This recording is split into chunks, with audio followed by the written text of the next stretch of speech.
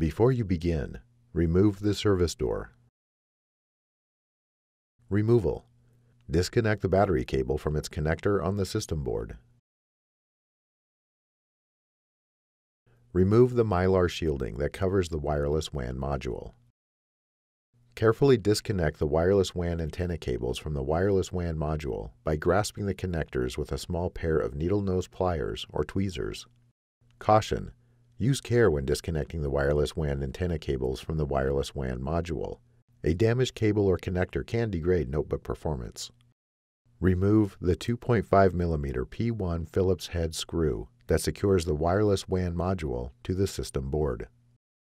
Grasp the wireless WAN module by the edges and pull gently to remove it. Reverse this procedure to install the wireless WAN module.